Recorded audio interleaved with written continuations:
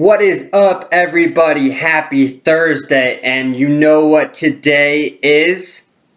Football is back. We are back. The NFL debuts tonight. The Dallas Cowboys at the Tampa Bay Buccaneers. But it wasn't just the NFL. We had college football start up this past weekend. We're going to give you a couple takeaways from the college football. We're going to preview Tampa and Dallas, look at some other potential key matchups taking place. It is a football extravaganza here on the Final Whistle Sports Podcast, and you know who I am. I am your host, Blaine Spencer. Let's jump right into tonight's matchup. Tampa returning all 22 starters from a season ago that took home the Super Bowl. Tom Brady, the ageless wonder, the GOAT, returning. And then on the Dallas Cowboys side, a very disappointing season a year ago. The mixture of the NFC East. Can they dethrone the Washington football team? Dak Prescott expected to play tonight after a little bit of a shoulder injury through training camp, as well as in OTAs and through this preseason. Really intriguing matchup to see how this is going to unfold. I think this can go one of two ways. Tampa Bay could easily blow them out of the water and make a monster statement, or the Dallas Cowboys can prove that this could potentially be the year that America's team can finally potentially show a legitimate title shot. And it aches as I say that and as it came out of my mouth because I am a Washington fan, and giving Dallas any kind of credit just has my heart cringe and make me want to vomit. So, in all other news, it's going to be a really intriguing matchup. I think one of the critical components that we're going to see tonight is the Tampa Bay wide receivers against a very bad, to say the least, Dallas defense. Can Dan Quinn, coming over from Atlanta, now the defensive coordinator, actually make a massive adjustment into one of the worst defenses in NFL history a year ago? Right now, the spread is Tampa Bay 8.5. That is really intriguing to look at and try and take into perspective how this is going to unfold. You have, again, Tampa, they didn't really play any of their starters this preseason, but you know, it's Tom Brady. They really don't need a preseason. He is the preseason because as soon as he steps on the field, he knows what he's going to do. He knows what every adjustment that he needs to make. He's the coach on the field, and he pretty much can dictate what Bruce Arians wants to call and Byron Leftwich wants to call, and he can make that adjustment need be.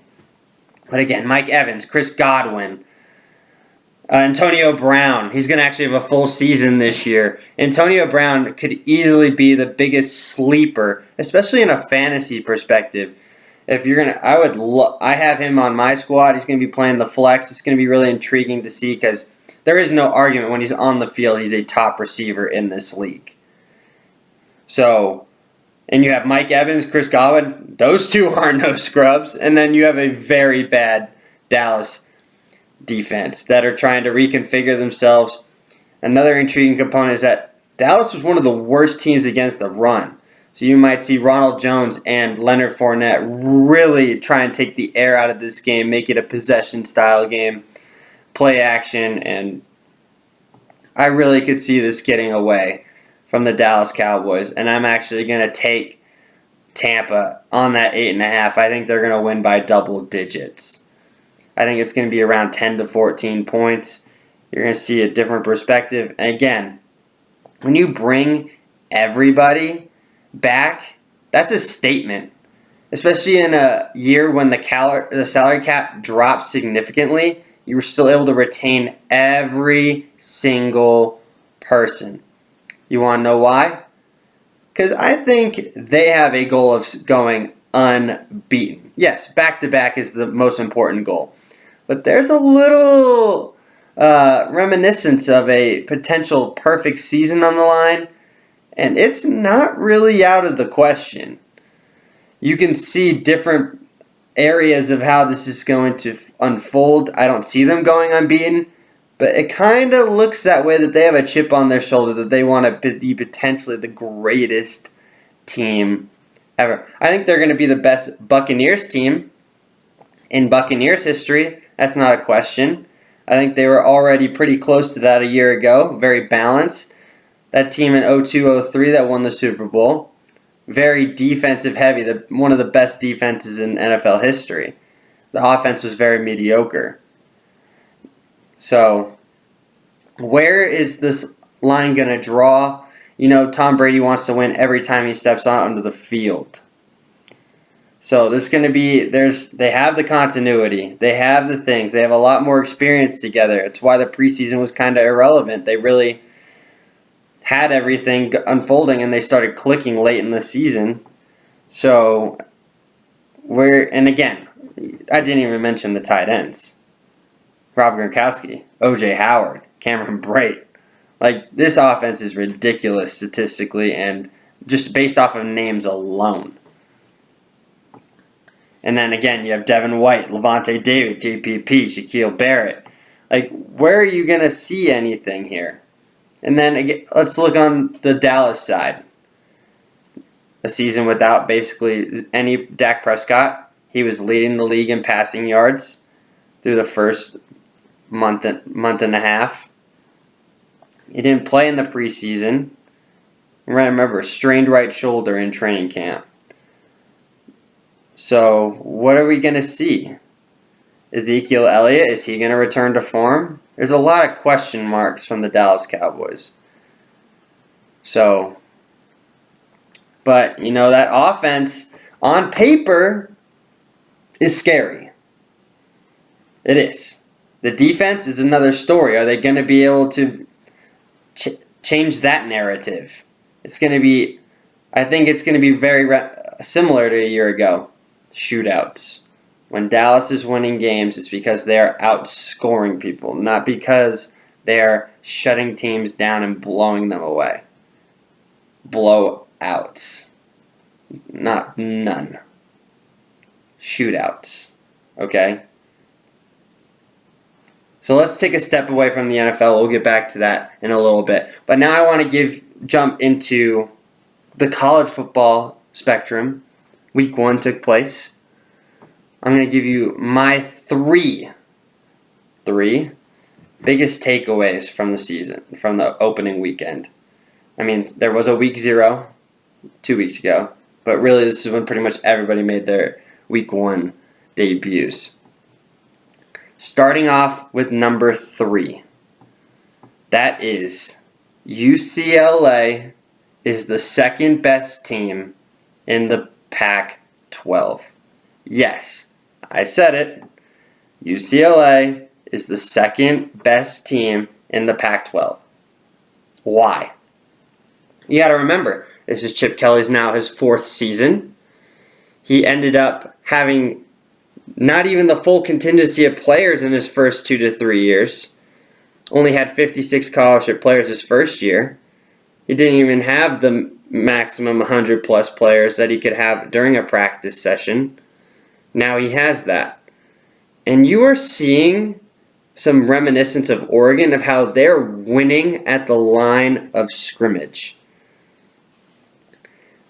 Week 0, they were one of the teams that played week 0. Blew a Hawaii team that I actually thought was going to give them a half to maybe 3/4 of a game. Wasn't even close. Blew them out. Their defense actually showed up more than I expected.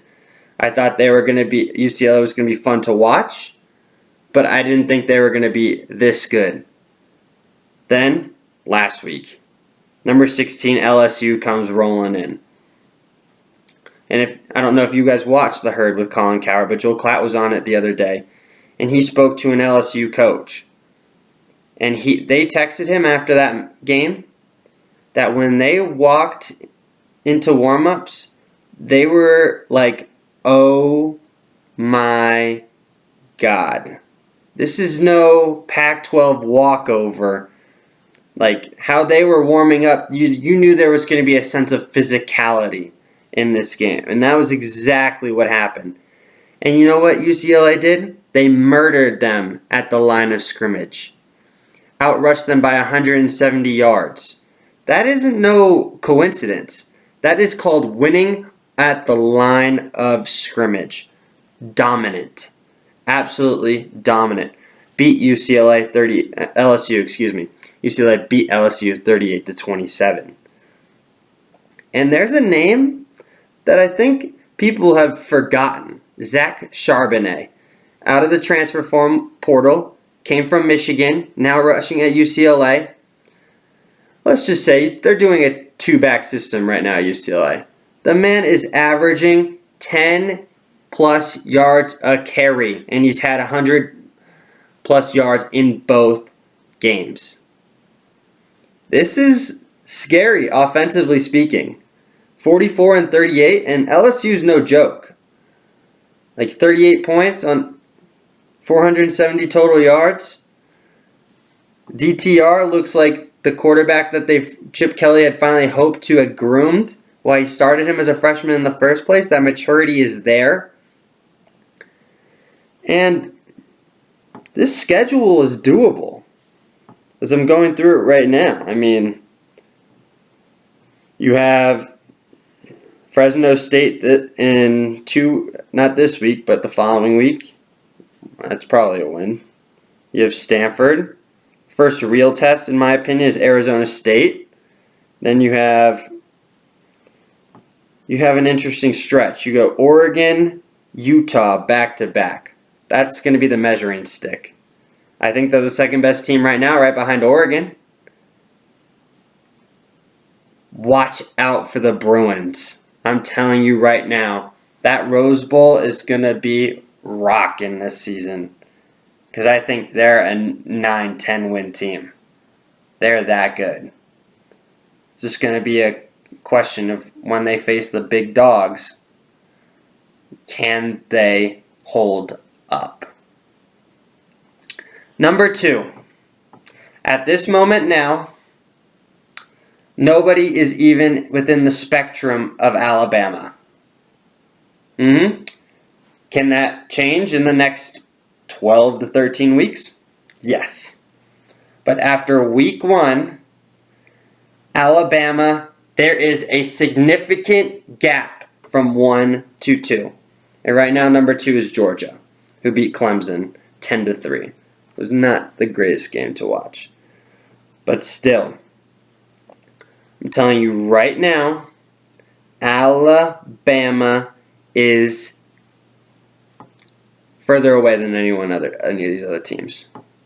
Bryce Young, pretty much had a flawless debut.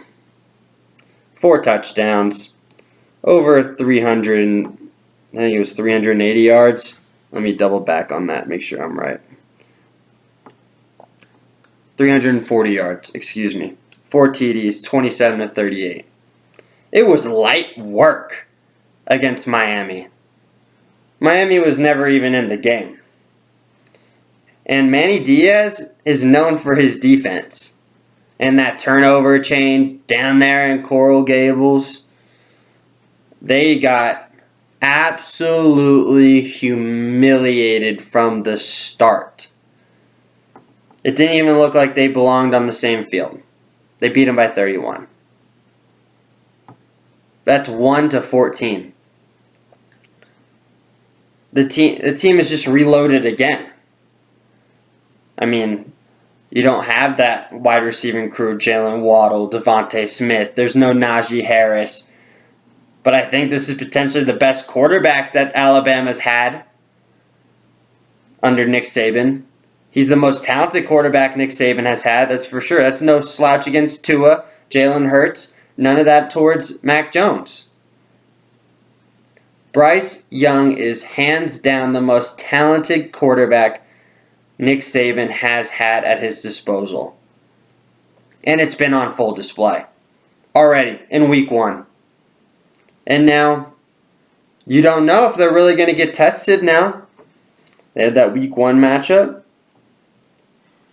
They do play Florida in 2 weeks on the road. That could be intriguing. But what's the real danger area here? Looking at their schedule, Texas A&M and College Station. This team can easily blow everybody out this year.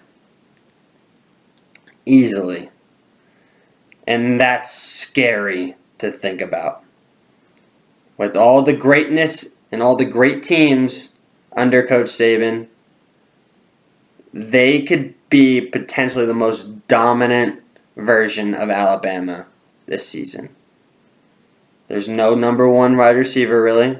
You have to spread the ball around. Tailbacks by committee.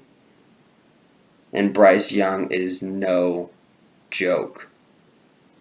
Right now, he's the front runner for my Heisman Trophy. If I had to decide, he'd be at the top.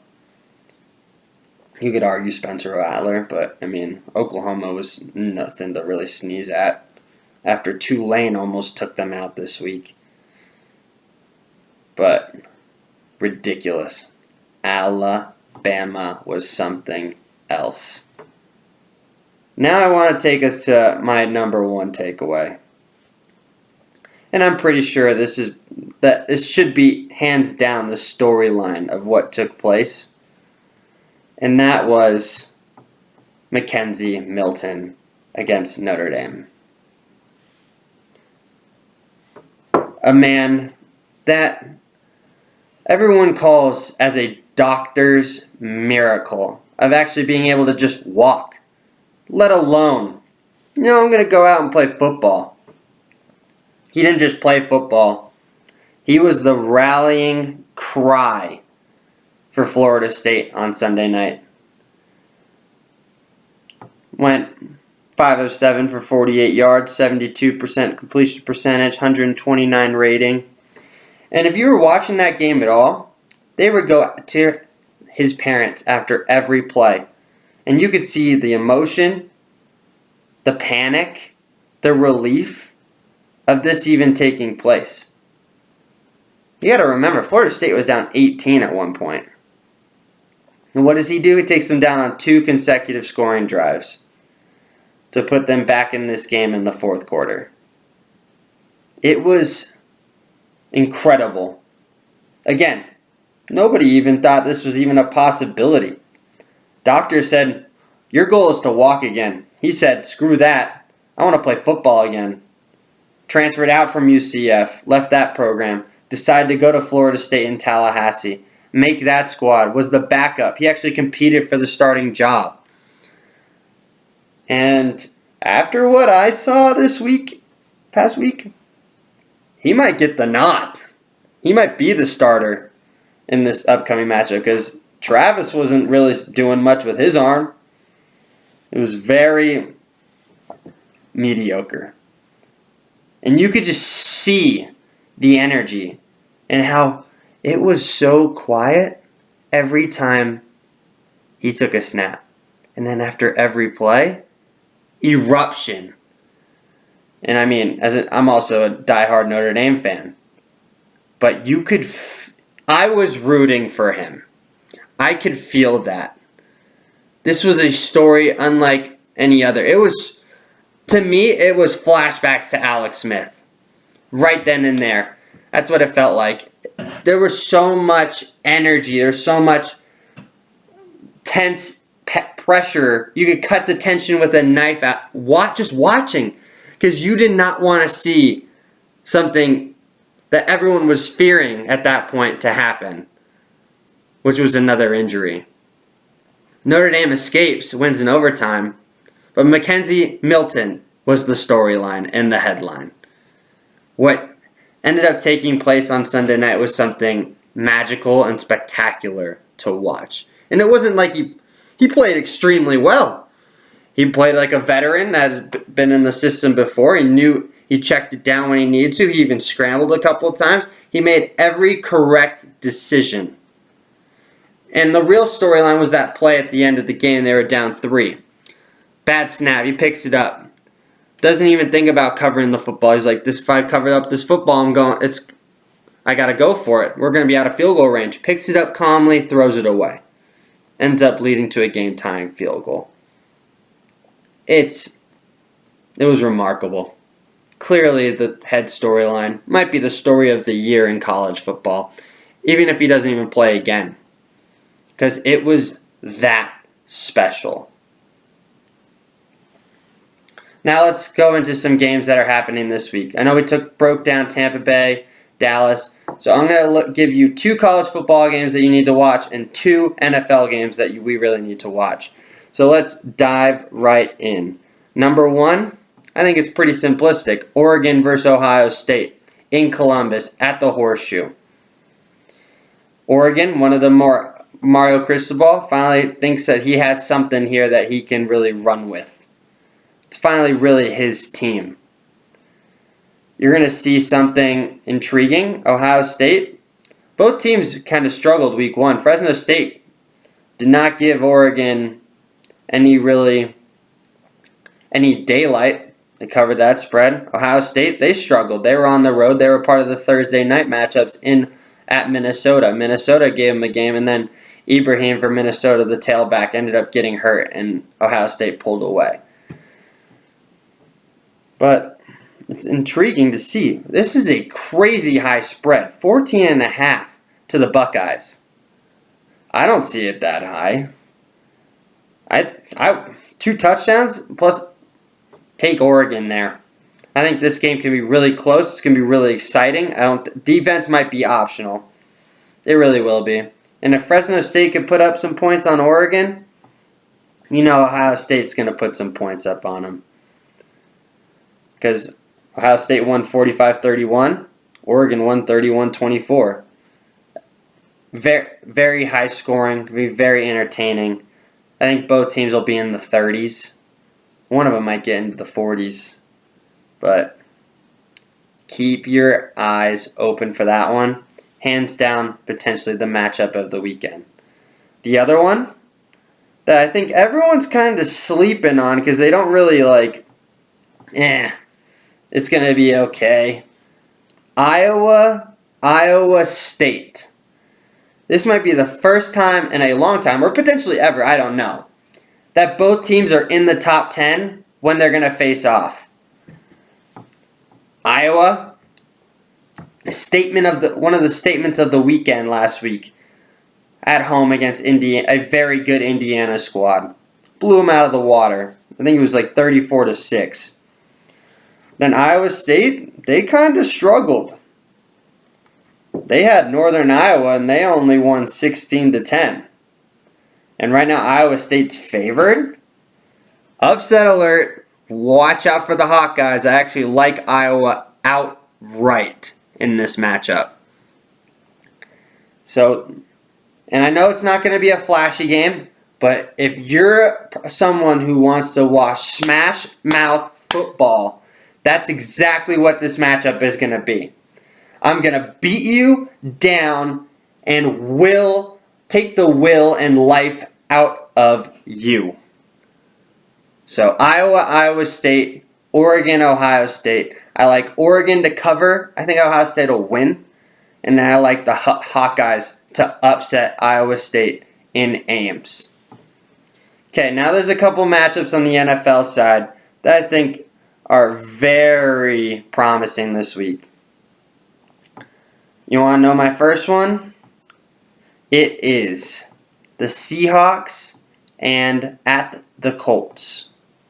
Why?